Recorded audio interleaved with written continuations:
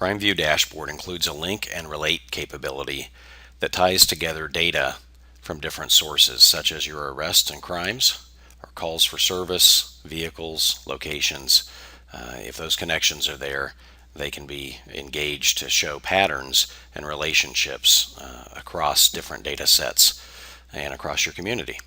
In this instance, we're looking at burglaries in an investigations briefing book, and we're seeing that burglaries cleared by an arrest in the last 28 days have connections. Sometimes those connections are nearby, such as those two here at the bottom. Sometimes those connections go really across town, and if I zoomed out, you'd see several even go outside the city. But what we're interested in is seeing and visualizing the relationships between burglaries that had an arrest, such as this burglary, burglaries that had an arrest at the same location, such as these two, and perhaps that pattern for the same 28-day period of burglaries that didn't have an arrest. So what we're seeing is the ability of the link and relate routine to find the connections, such as these, where a crime occurred and a related arrest exists based on case number, and where we've got perhaps a pattern, quite a few burglaries here in the middle, where there has not been a related record for arrest or other contacts. So we can see and interact with these as we would in any other widget in Dashboard, but I really want to jump over to analysis mode. I'm kind of interested in this, what looks like a bit of a hotspot. And I see in analysis mode that, in fact, that is quite a bit of a tight hotspot there, revealing itself. And if I go in and look, in fact, it is that same pattern of burglaries we were just seeing. We can interact with those. We can look at our charts and reports and drill down even further behind those burglaries, really to see what kind of burglaries were they, how did they occur, all that basic information, and then bring to life that link and relate capability to see and interact with what arrests have occurred nearby, and perhaps are those incidents where an arrest has occurred somehow related to these clusters of residential burglaries that occurred nearby. Well, if I take a look at this burglary, it is in fact a residential burglary, and an arrest was made at the same location. Because of link and relate, I can jump right into that underlying arrest and see who the offender is. So if I go down and investigate this a little bit further, I see perhaps it's an offender that I know and recognize.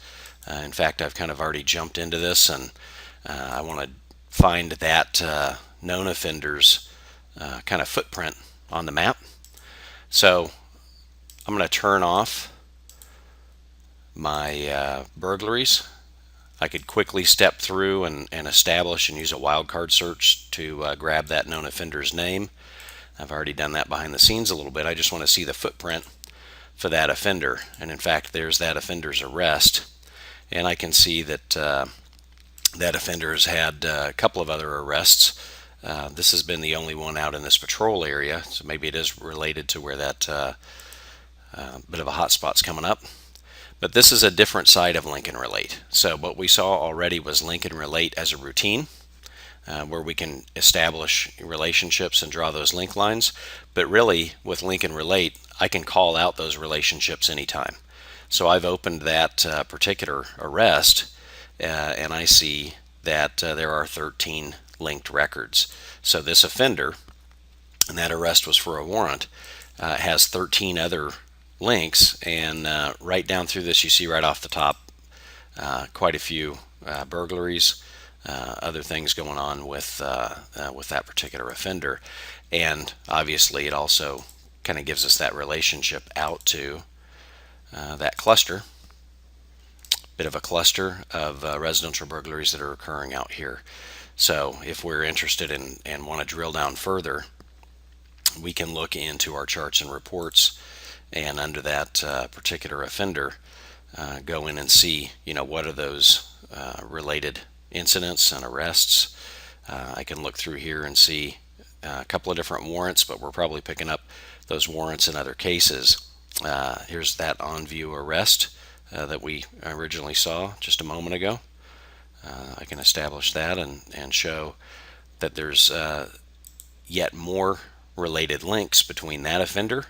And now we start to see not just a cluster here, but what are the relationships between locations where that offender has kind of their criminal footprint, if you will, and some of the underlying crimes that have occurred recently that have not yet been cleared, but are the same kind of crimes that that this offender is known to be involved in. So that's just an example. Again, the link and relate routine allows you to see and visualize those patterns that exist in your underlying data in Dashboard. See those patterns and also find patterns in things where you very quickly want to see, for example, what hasn't had a related data point yet. We looked at burglaries, standard question. How are we clearing our burglaries? What do we know about the burglars that we're engaging with? Are they our prolific offenders? In this instance, we found just a little bit of a footprint of one person, and it does seem to line up with a bit of a pattern of other residential burglaries we have in the area. That's where the analytics, investigations, and operations tie together. That's what Link and Relate can bring to life in your data.